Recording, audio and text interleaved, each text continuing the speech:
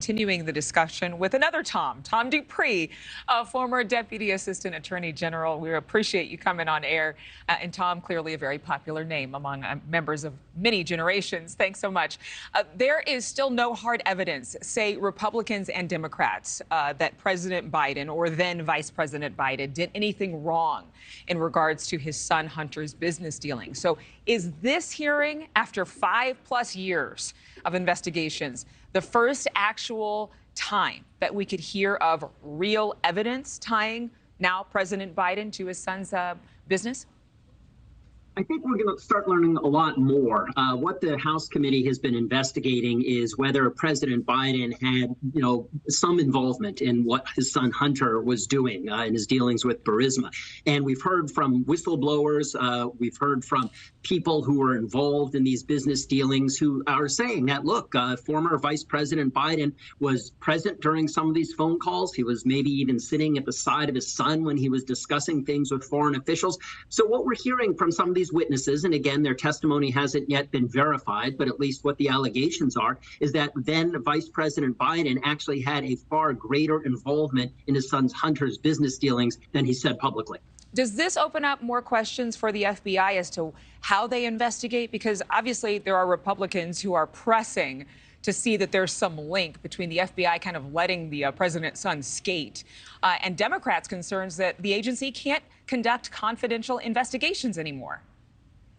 Sure. I think the Republicans right now are latching on to a lot of this information that the FBI has had in its possession, but for whatever reason doesn't seem to have fully investigated, or at least not fully followed up on. You take that information coupled with the testimony that we've gotten from some of these whistleblowers at the IRS who said that when they were trying to investigate Hunter Biden, their efforts were stymied by political appointees within the Biden administration.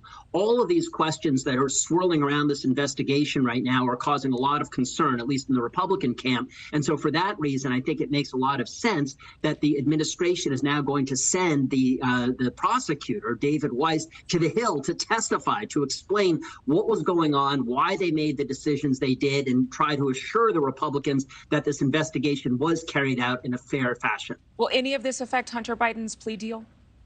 Well, that's a great question. We'll find out tomorrow. Look, normally a federal judge takes a pretty deferential role in approving these plea agreements. It would be very unusual for a federal judge to say, wait a minute, I'm not going to approve this plea agreement because I'm concerned that this investigation wasn't carried out in a fair manner. That would be very unusual. Now, of course, this is anything but a usual case. This is an extraordinary case. It wouldn't surprise me if the judge asked some questions, maybe even some probing questions of the prosecutors tomorrow when Hunter Biden is in court and she's being asked to approve this plea agreement. But at the end of the day, I would be surprised if she actually refuses to approve a plea agreement that's been struck between Hunter Biden's lawyers and the Justice Department. It's just, I know that Americans, whatever their political affiliation, are exhausted by this particular trial. Some don't have the bandwidth to take another investigation. But just so interesting, maybe some questioning whether this could ever be coincidental, that it was a Ukrainian company that Hunter Biden is tied to and that his father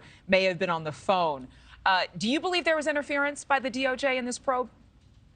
It seems that there was some sort of interference. Now, whether or not it was kind of a case where the DOJ basically looked at evidence that would have established a slam dunk conviction on much more serious charges or taken the investigation in new directions, hard to say at this point based on the information we have. But I will say that the whistleblower who testified before Congress a few days ago was very credible. He was nonpartisan. He wasn't a Republican. He basically said he was uncomfortable being there, but he's a line attorney. He's someone who's worked at the IRS for many years in a non-political context. And he said, look, this investigation wasn't carried out in a fair way, and that our efforts to fully investigate what happened were frustrated and were thwarted by political appointees. So it definitely raises concerns. We'll see if we get as much attention on this as the UFOs. Tom Dupree, thank you. Thank you. Thank you for watching. Go to newsnationnow.com to find NewsNation on your television provider. And don't forget to click the red subscribe button below to get more of NewsNation's fact-driven, unbiased coverage.